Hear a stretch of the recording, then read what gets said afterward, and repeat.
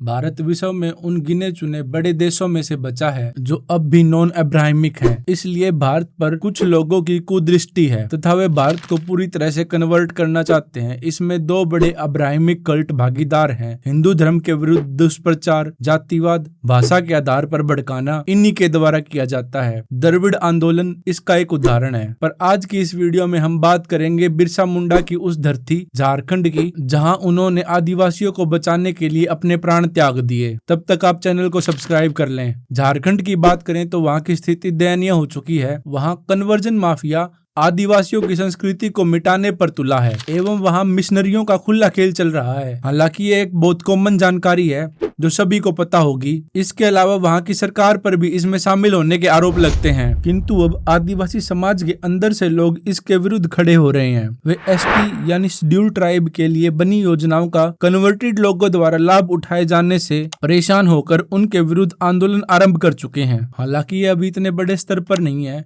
पर जागरूकता और स्वयं बोध इसी प्रकार आता है।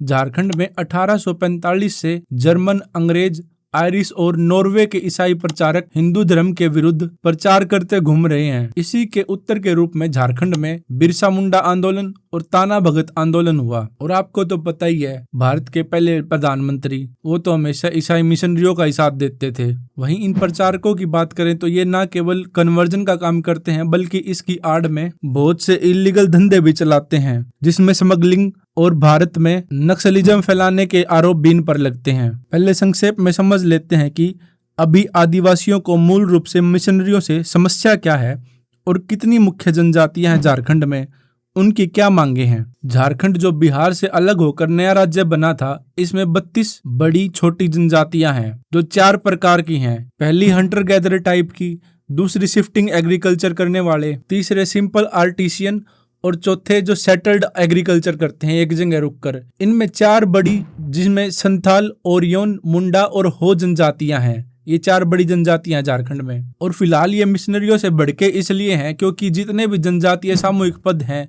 या आरक्षण है, उनका लाभ धर्म बदल चुके आदिवासी उठा रहे हैं।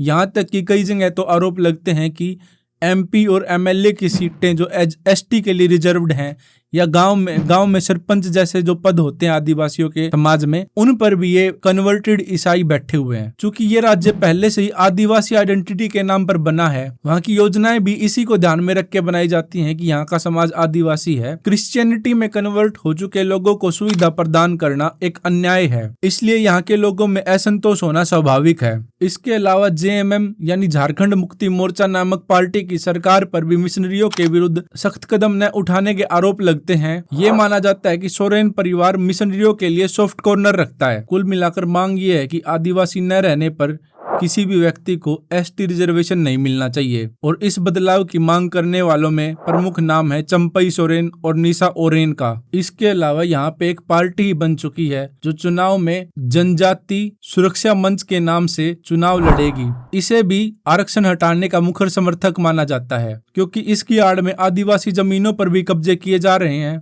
तो विरोध चरम पर है। वैसे जमाई टोले की समस्या भी झारखंड की ही है, जो बंगाल और बिहार से लगता एरिया है झारखंड का, क्योंकि वहां से बांग्लादेश की सीमा बहुत पास पड़ती है और बांग्लादेश से आने वाले घुसपैठिए झारखंड के इस एरिया में आके बस रहे हैं। क्योंकि अभी हम बात ईसाई मिशनरियों के विरुद्ध आदिवासियों के विरोध की कर रहे हैं। यहाँ मेरा मानना तो ये है कि ये मांग 100% सही है। जब आप हिंदू धर्म के एसटी समाज की परंपरा ही छोड़ चुके हैं तो आपको आरक्षण क्यों मिले। इसलिए सरकार से विशेष एंटी कन्वर्जन लॉ लाने की बात भी कही जा रही है। फिलहाल सारी लड़ाई यहाँ आकर रुक जाती है। अब देखना यह है कि क्या आदिवासी अपने पुरखों की पहचान को बनाए रखने में कामयाब हो पाएंगे या नहीं। वहीं देश के ऊपर राज कर रही भाजपा से उम्मीद करना तो बेकार ही है। चुनाव न हो तो उन्हें धर्म के हित के कार्यों से कोई अंतर नहीं पड़ता। कहाँ क्या चल रहा है, आपकी इस विषय पर क्या राय है, कमेंट में लिखें। और इस प्रकार की और वीडियो के लिए चैनल को सब्सक्राइब करें, वीडियो को लाइक करें। राम राम।